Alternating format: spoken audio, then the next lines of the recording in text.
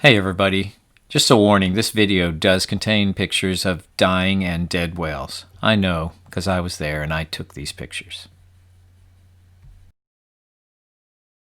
In 1983, I was an unemployed seasonal park ranger working as a house painter with my brother's little company. He too was a college grad without a job and had started a business while he found himself. Together with his partner Rich and coworker Fred, the entire company of painters were college grads who had not found their niche yet. Collectively, we were probably the best educated house painters in the state. Fred lived over at Valana Beach and had to cross the Valana Beach Bridge each day to get to painting headquarters, the small house my brother and Rich shared. On this particular October morning, Fred arrived at the house breathlessly exclaiming that there were whales in the bay. Whales in the bay at St. Augustine. This observation was met with some doubt by the rest of us. Fred was undeterred and adamant. He insisted we drop work that day, load the boat, and proceed to the Valana Beach boat ramp. And so we did. As soon as we got to the boat ramp, it was obvious that Fred was right. There were whales in the bay, and they weren't just any whales. These were sperm whales, as in Moby Dick, as in huge. We launched the boat as quickly as possible and cruised out to the whales. It was early in the morning, and the tide was still up, but even with water in the bay, these huge animals had run aground. At the time, a long sandbar ran in front of the Castillo de San Marcos, and these whales had slammed into it and were stuck. As the morning went on, we frantically worked with other volunteers, the Florida Marine Patrol, and experts from Marineland to free the whales. But they were too big and too mired in the mud. To complicate matters, they were on an oyster bar covered in razor-sharp shells, and the tide was falling. One sperm whale, a female I assume, had a 11-foot-long calf at her side. Even when lassoed and towed into deeper water, the calf returned to its mother's side each time. What else could it do?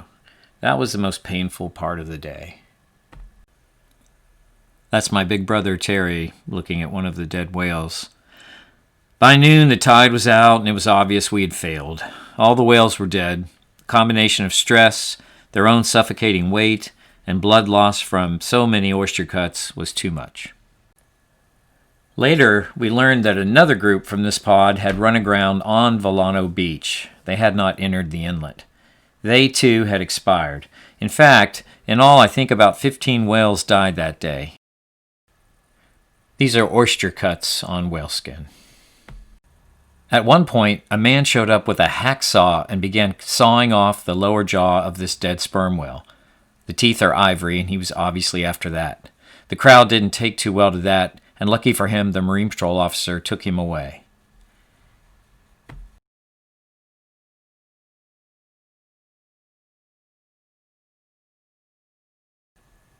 At the time, SeaWorld and Disney World had not killed off St. Augustine's own ocean attraction called Marineland of Florida. This picture shows Mr. Cecil Walker, the marine mammal expert at Marineland, helping to measure one of the young whales. And that's our crew. That's Fred in the red shirt, the black and white dog is Bumper, the plaid brown shirt is my brother Terry, the solid brown shirt is Rich, and the brown dog crouching is Brown. When I show these slides to my students, they can't believe that we didn't call someone. They can't imagine a world without a cell phone in everyone's pocket. I'm sure the Marine Patrol officer had radioed someone because overhead there were airplanes with news stations filming from above. And if the Marine Mammal Stranding Network even existed in 1983, I'll bet it was in its infancy and not well coordinated yet. Things are better now. In all the excitement, it never occurred to me to hand off my Minolta SRT 201 35mm SLR so that someone could take a picture of me there.